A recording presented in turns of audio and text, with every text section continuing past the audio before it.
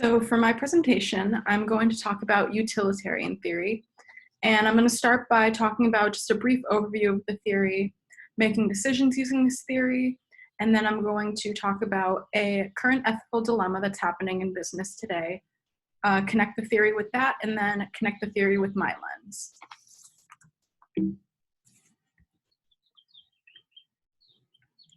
So utilitarian ethics is considered to be part of the results lens. It is described to be the path of the hero and a vantage point of looking through a magnifying glass. So this is a form of consequentialism, which I'll talk about in my next slide.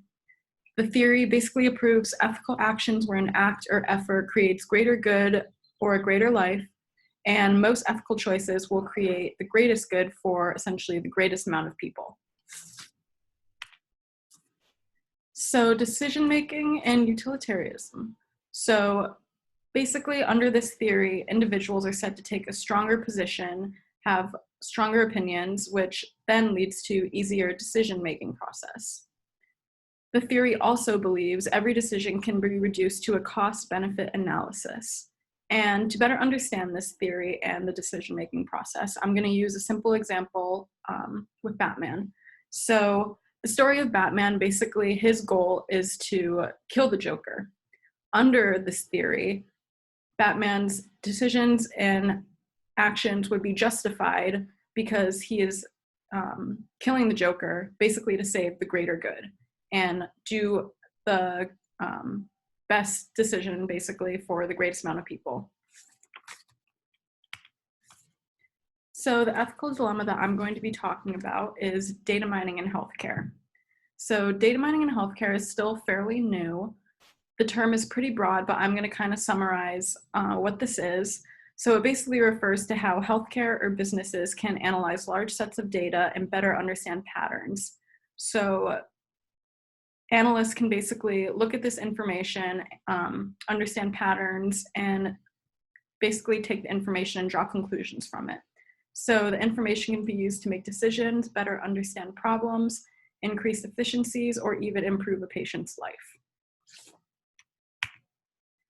So looking more specifically, I'm going to be talking about Project Nightingale, which is a project that was between, it was a partnership between Google and one of the largest healthcare providers in the US, Ascension. So this project started in around 2018, and it was aimed to improve the patient healthcare system. So basically, Google's AI system would take personal data of patients and health data such as lab results, medication, and things like that, and use it to create better care for its patients.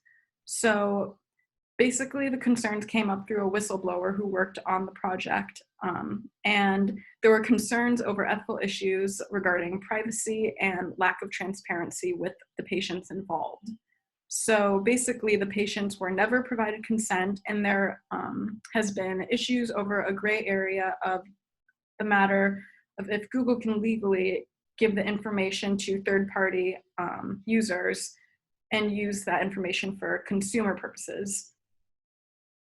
So taking a look at the stakeholders of Google and Ascension, essentially the stakeholders involved are very wide range. So internally and externally, it could be all Google users, government, patients, basically anybody and everybody involved with Google and Ascension, which is a lot of people essentially.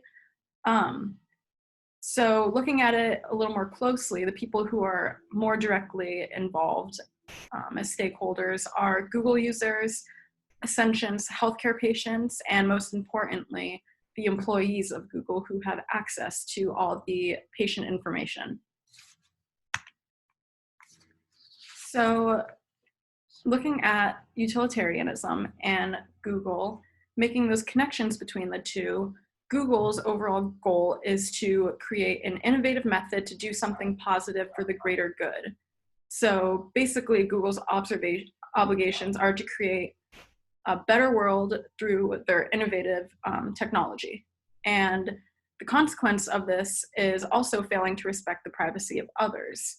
So the information can be used in an efficient, useful method at aiding healthcare professionals, but at the same time, they're breaching people's privacy and individual rights to also gain for themselves kind of personal advantage.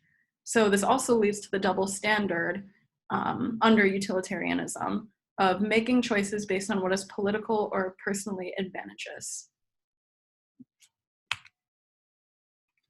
So taking a look at my lens was a blended responsibility and results lens.